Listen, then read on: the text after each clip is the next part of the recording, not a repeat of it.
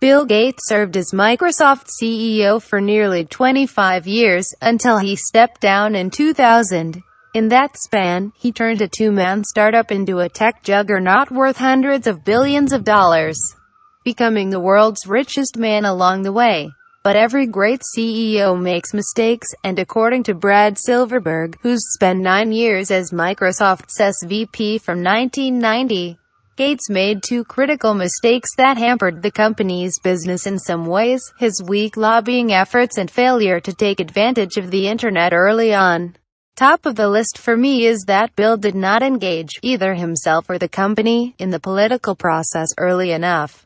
When Microsoft's competitors were effectively lobbying the government, Bill's attitude was the government should just go away and leave Microsoft alone. Silverberg wrote in a Quora Q&A session held Friday. Silverberg writes, Gates didn't engage the government and politicians early on because he believed the company was competing fairly and creating enough value for the customers. But that approach was a disaster, he writes, as it essentially made the US government and the EU to declare war on Microsoft. In 2000, Judge Thomas Penfield Jackson ruled that Microsoft broke antitrust law by unfairly bundling Internet Explorer with Windows. Although Microsoft eventually settled the case with the Department of Justice in 2001, many believe it hurt Microsoft's dominance in the field.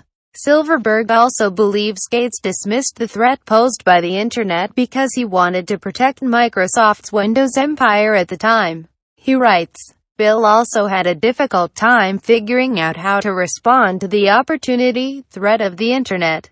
It's understandable. When you own Windows in the late 90s, life is good, and why would you want things to change? Bill's view was to protect Windows, and didn't come up with an approach that kept Windows and Microsoft Systems strategy at the forefront. The result is that Microsoft's strategic position declined in the 2000s. It's now coming to grips with the new reality and making necessary, if belated, changes. But Silverberg still has a lot of respect for Gates and believes he's one of the greatest CEOs ever. He writes in another Quora post that Gates had the early vision to build a software empire and a massive platform business, while making important strategic decisions that allowed Microsoft to own both the consumer and enterprise space, which is a rare feat for any tech company. Bill is one of the all-time great CEOs in American business history, he wrote.